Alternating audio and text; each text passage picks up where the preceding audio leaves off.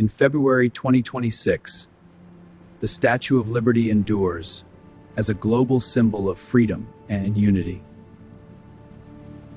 Over 4 million visitors ascend her pedestal annually, seeking inspiration from her timeless message. Amid today's migration crises and democracy debates, she represents hope for immigrants and refugees worldwide. A UNESCO World Heritage Site since 1984, standing 305 feet tall, she bridges past ideals with present realities. But to understand her power today, we must journey back to the turbulent world before her creation. In 1865, the United States emerged scarred from civil war, while France dreamed of republican ideals. Historian Edouard de Laboulaye, an abolitionist admirer of the United States, proposed a grand monument to celebrate shared liberty. This proposal, born at a dinner gathering, quickly gained support among French intellectuals and laid the foundation for the Statue of Liberty. Bartholdi drew inspiration from classical goddesses, particularly Libertas, the Roman deity of freedom, and envisioned a figure that would enlighten the world. He chose to symbolize her with a torch raised high in enlightenment and a broken chain at her feet, hidden yet powerful. By 1875, construction had begun in Paris, using the innovative repoussé technique, hammering thin copper sheets over wooden molds. The copper was sourced from France. Thin sheets hammered into shape, creating the iconic skin of Lady Liberty. Gustave Eiffel, the renowned engineer, designed an innovative iron framework to support the statue's copper skin. The framework allowed the statue to flex in strong winds without cracking, a brilliant solution for such a massive structure. The statue grew piece by piece in the heart of Paris, becoming a marvel visible to the city. In 1884, the completed statue stood proudly in a Paris courtyard for all to see, a temporary wonder before its transatlantic journey. But the statue could not stay in Paris forever. It was time for its journey across the Atlantic, to its new home in New York Harbor. In 1885, the statue was disassembled, packed into 214 wooden crates, and shipped across the Atlantic Ocean. The voyage was aboard the French steamer Isère, carrying the precious cargo safely across stormy Atlantic waters to New York.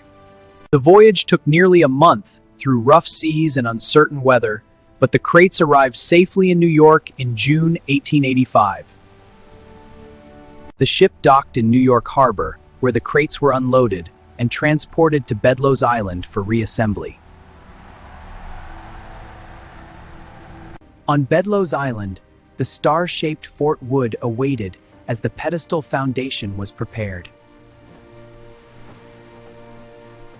The pedestal, designed by Richard Morris Hunt, was built using granite from Connecticut, rising to support the colossal gift from France. The pedestal rose steadily, 89 feet tall from base to top, ready to receive the French gift above. In 1886, reassembly began on the pedestal as workers riveted copper sheets onto Eiffel's iron skeleton once more. Piece by piece, the familiar figure rose again, overlooking New York Harbor, a beacon of liberty taking shape in America. The arm and torch rose first, a familiar symbol of enlightenment, now reaching toward the American sky. The head and crown were lifted next. Crown raised, symbolizing 7 seas and continents, a universal message of liberty. The face emerged last, serene and dignified, looking out across the harbor toward the future. The lower body sections followed, each carefully riveted in place, transforming the pedestal into a living monument. The mid and upper sections rose steadily, each rivet strengthening the connection until the statue stood nearly whole.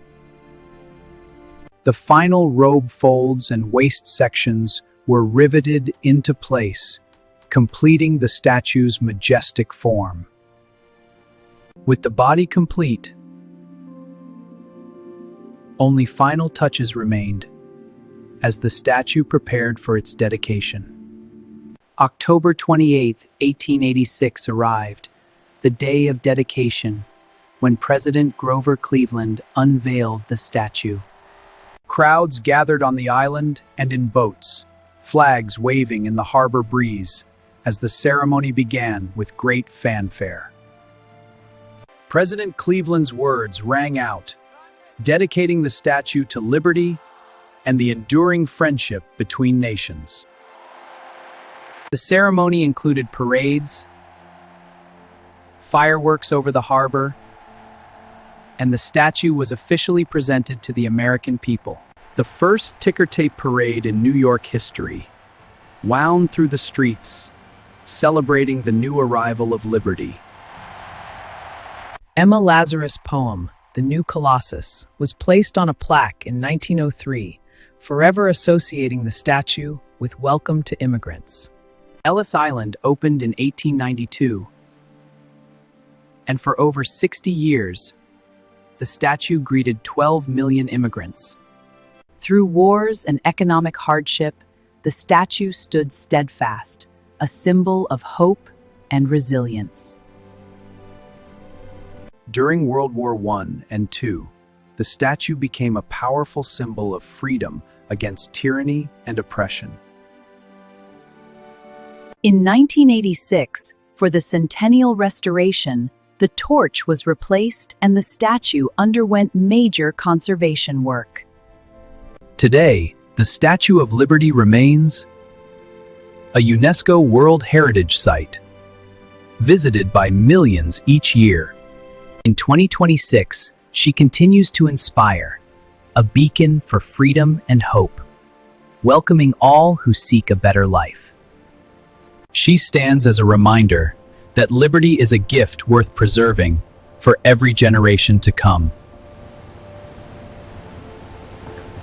From a French gift to a global icon, the Statue of Liberty has endured as a timeless testament to human aspiration.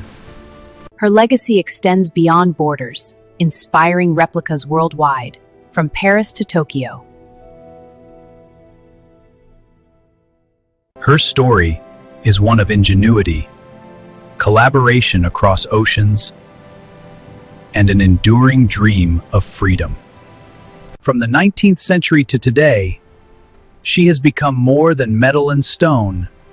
She is a living symbol of human hope. She reminds us that freedom is not given, but must be defended and cherished. As the sun sets on Liberty Island, the statue's torch continues to shine, a beacon for generations yet to come.